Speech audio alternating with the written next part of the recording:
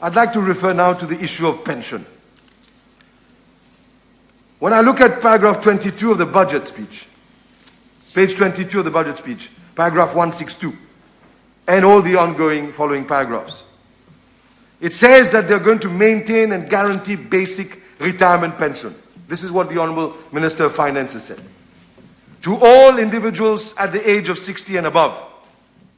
In other words, once you're 60 and above, you will get your 9,000 rupees pension.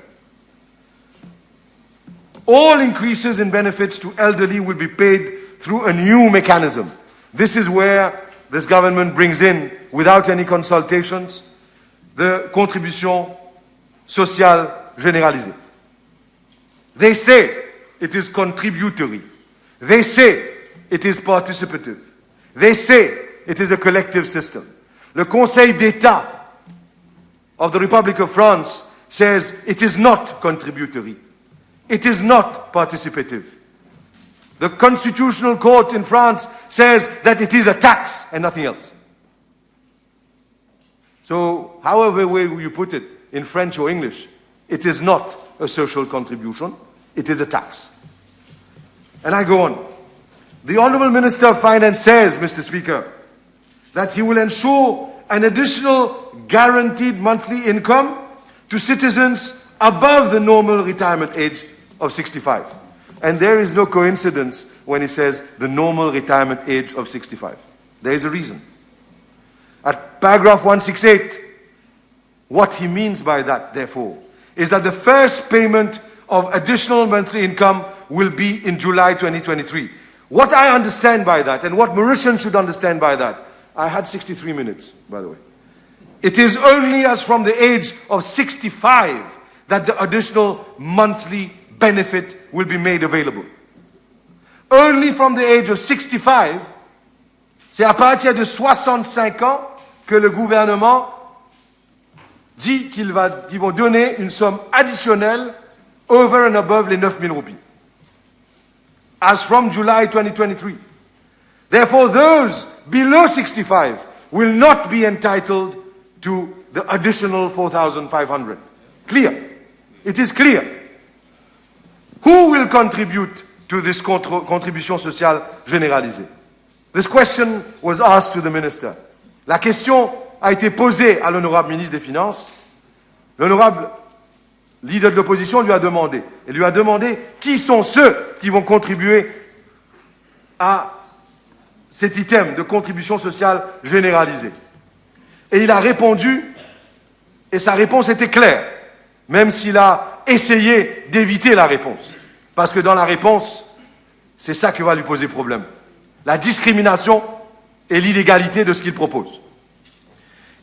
Il a dit que ce sont seulement ceux qui travaillent dans le secteur privé qui vont contribuer. Les fonctionnaires, ceux qui sont dans le service civil, ne contribueront pas à ce système de contribution sociale généralisée.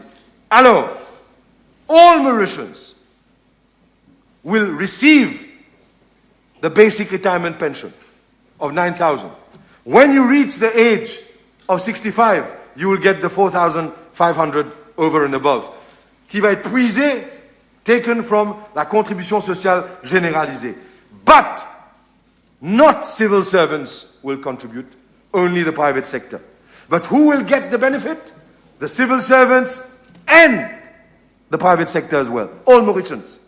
So my question is, why is it that the private sector is asked to subsidize government for the basic retirement pension, which is an obligation of the state, universal pension, non-contributory to all Mauritian citizens? Why is it that only the private sector is asked to contribute to paying the promises of government, but the civil service is not contributing? Does he find that fair? Isn't this discriminatory? Isn't this unlawful? And also, when this government abolishes the National Pension Fund, those who had contributed will continue getting what they contributed for, the monthly pension. And here I'm not talking about universal pension. I'm talking about the NPF. It will soon not exist. But those who contributed in that will continue getting it. They will get their old age pension. They will get what they contributed for under the NPF. They will get those two elements. One is contributory, one is non-contributory. But for our children, they will no longer be allowed to have any monthly pension like their fathers or grandfathers had under the NPF. It will be only one, the basic retirement pension with a top-up. So therefore, at a certain point in time, the government has to come and tell the truth. Que le système de contribution de la NPF, qui garantissait une pension mensuelle de par la contribution de ceux qui y contribuaient, ne va plus exister dans quelques mois. Et ceux qui commencent à travailler, peut-être l'année prochaine ou même à un certain moment de cette année-ci, ne vont plus bénéficier de la possibilité, comme leurs parents ont pu, ou les autres de leur famille, leur aîné, à une pension contributive.